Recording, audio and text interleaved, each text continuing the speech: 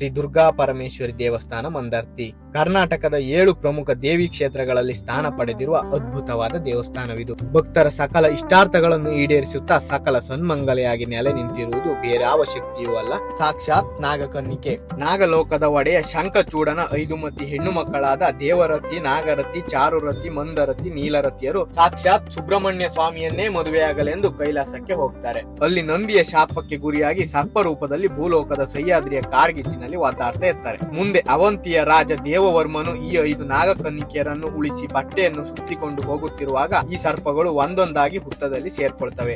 ಅದರಲ್ಲಿ ಮಂದಾರ್ತಿ ಎಂಬ ನಾಗಸರ್ಪ ಸೇರಿದ ಜಾಗವೇ ಶ್ರೀ ಕ್ಷೇತ್ರ ಮಂದಾರ್ತಿ. ನಂತರ ದೇವಿಯು ವೀರಭದ್ರ, ಹೈಗುಳಿ, ಕಲ್ಕುಟ್ಕ ಮತ್ತು ಗೊಬ್ಬರ್ಯರ ಸಹಾಯದಿಂದ ಎಲ್ಲಾ ರಾಕ್ಷಸರನ್ನು ಸಂಹರಿಸಿ ದುರ್ಗಾ ಪರಮೇಶ್ವರಿಯಾಗಿ ನೆಲೆಸುತ್ತಾಳೆ.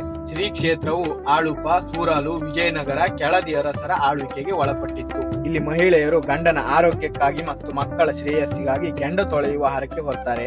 ಹಾಗೆ ಸಂತಾನ ಪ್ರಾಪ್ತಿಗಾಗಿ ಮದುವೆ, ತುಲಾಭಾರ, ಬೆಳಕಿನ ಸೇವೆ, ಇದೇ ರೀತಿಯ ಹಲವಾರು ಹರಕೆಯನ್ನ ನೆರವೇರಿಸುತ್ತಾರೆ. ಮಂದರ್ತಿ ಕ್ಷೇತ್ರದಲ್ಲಿ ಬರೋಬ್ಬರಿ 5 ಯಕ್ಷಗಾನ ಮೇಳವಿದ್ದು ಅತ್ಯಂತ ಪ್ರಾಚೀನ ಮೇಳವಾಗಿದೆ.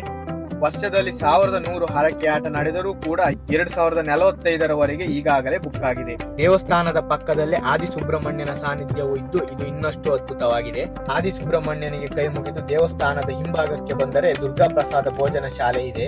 ಇಲ್ಲಿ ಪ್ರತಿನಿತ್ಯ ಸಾವಿರಾರು ಜನರಿಗೆ ಅನ್ನ ಪ್ರಸಾದ ನೀಡಲಾಗುತ್ತದೆ. ಅಷ್ಟೇ ಅಲ್ಲದೆ ಸುತ್ತಮುತ್ತಲಿನ 13 ಶಾಲೆಯ ವಿದ್ಯಾರ್ಥಿಗಳಿಗೂ ಕೂಡ ಈ ಅನ್ನ ಪ್ರಸಾದ ಸವಿಯುವ ಭಾಗ್ಯ ಸಿಕ್ಕಿದೆ. ಉಡುಪಿಯಿಂದ 25 ಕಿಲೋಮೀಟರ್ ದೂರದಲ್ಲಿ ತಾಯಿಯ ಸಾನ್ನಿಧ್ಯವಿದ್ದು ನೀವು ಉಡುಪಿಯ ಭಾಗಕ್ಕೆ ಬಂದಾಗ ಒಮ್ಮೆ ಆದರೂ ತಾಯಿಯ ದರ್ಶನ ಪಡೆಯಿರಿ, ಖಂಡಿತ ಒಳ್ಳೆಯದಾಗ್ತದೆ. ಈ ವಿಡಿಯೋ ನಿಮ್ಗೆ ಇಷ್ಟವಾಗಿದ್ರೆ ಅಮ್ಮ ಎಂದು ಕಮೆಂಟ್ ಮಾಡಿ ಹಾಗೂ ಇದೇ ತರಹದ ಇನ್ನಷ್ಟು ವಿಡಿಯೋಗಳಿಗಾಗಿ ನಮ್ಮ ಪೇಜ್ ಅನ್ನು ಫಾಲೋ ಮಾಡಿ.